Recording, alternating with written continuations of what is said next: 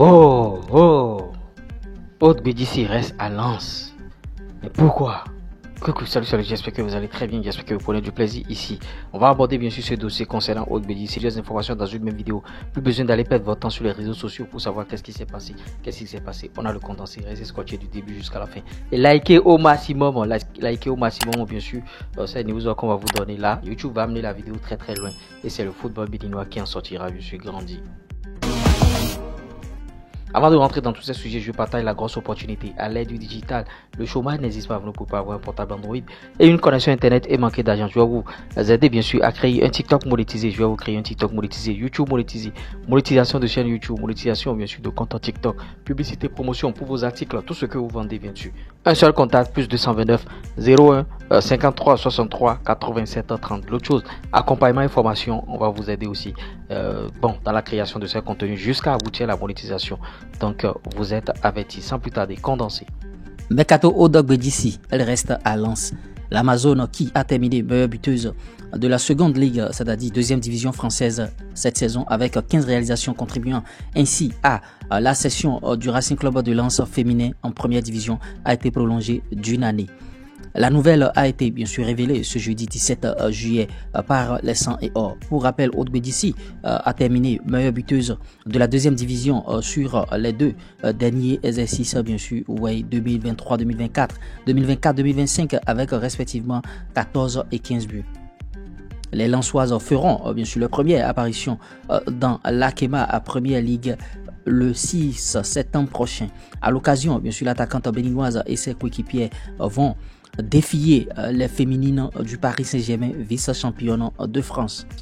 Cécile Almeida et le Nefti, bien sûr, accroché ce jeudi 17 juillet 2025. Nefti PFK, bien sûr, D1 azerbaïdjanais et Cécile Almeida ont été bien sûr contraints au nul par Hapoel Tel Aviv FC, promu en D1 israélienne en match amical bien sûr de préparation.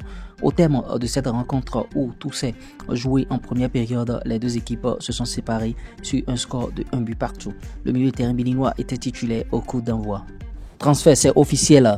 Agossa Dava, le gardien béninois Dava Agossa rejoint bien sûr le FC Girondins de Bordeaux en National 2, équivalent de la 4e division française. Pour rappel, il a participé avec les Guépards U20 à la CAN Junior 2023 disputée en Égypte. Bonne chance aux Guépards dans cette nouvelle aventure. CHAN 2024, le Bénin, représenté à travers deux arbitres en prélude à la 8e édition du championnat d'Afrique des Nations.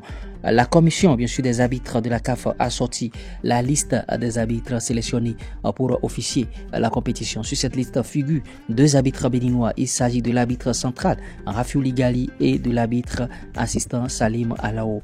Ils vont officier à l'instar de leurs collègues retenus, le CHAN bien sûr 2024 qui sera co-organisé par le Kenya, l'Ouganda et la Tanzanie. Vous voyez, du 2 bien sûr au 30 août 2025. Coupe UFOAB U20 Garçons 2025. Vous voyez le point du groupe A. Vous voyez les résultats. Ghana, Nigeria, 1 but partout. Vous voyez, le Bénin a perdu face au Nigeria 4-1. Le Bénin a encore perdu face au Ghana 1 but à 0. Classement du groupe après les 3 journées. Premier, Nigeria 4 points. Deuxième, Ghana 4 points et troisième, Bénin 0 points. Le Nigeria et le Ghana sont qualifiés pour les demi-finales tandis que le Bénin quitte la compétition.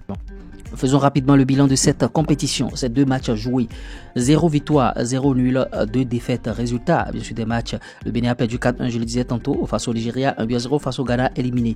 Un but bien sûr marqué et 5 buts encaissés. Vous voyez les buteurs, c'est Junior Ologbade qui a marqué contre le Nigeria, homme du match néant. Préliminaire UEFA Champions League 2025-2026. Le match retour, Ludogorets et Verdun passent dans la douleur en déplacement.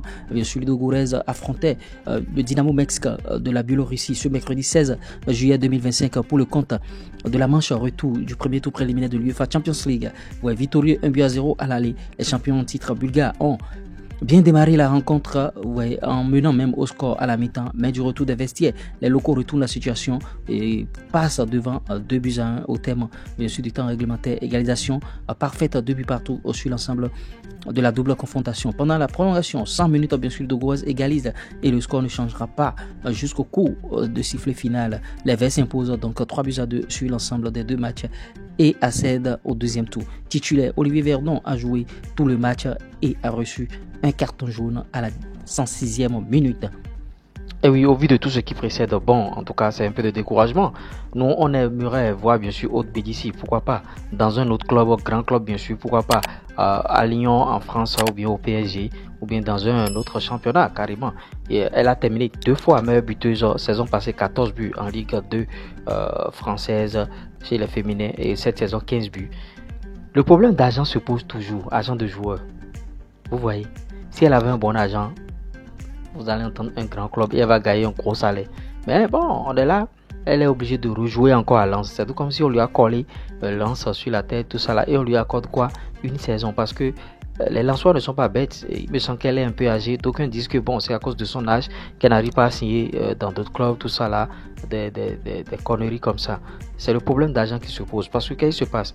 Même dans les grands clubs, même les grands footballeurs, à une certaine période, l'argent même place ses joueurs sur le marché de transfert et attend bien sûr des offres.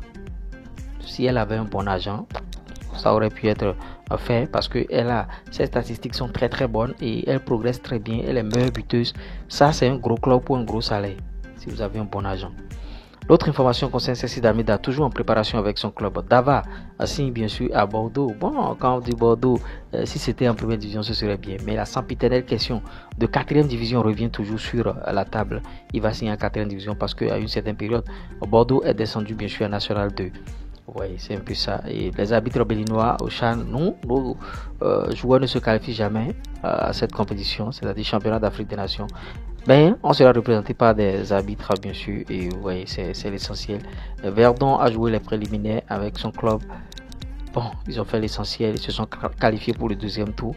C'est ce qu'on veut, bien sûr. J'espère que vous avez bien sûr aimé ce Flash Info. Si vous l'avez réellement aimé, likez, partagez, abonnez-vous. On revient tout à l'heure pour de nouvelles informations. Allez, ciao.